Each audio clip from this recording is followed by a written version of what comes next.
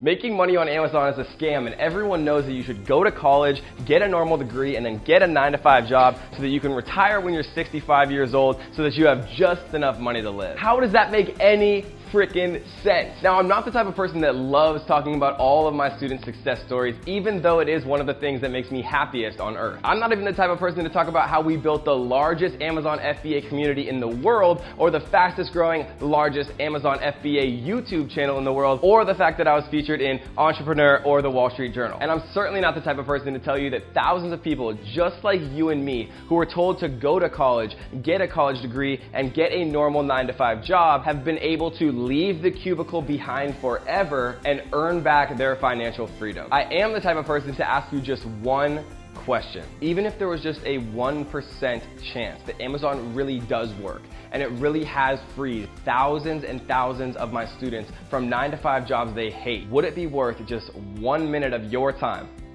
to find out?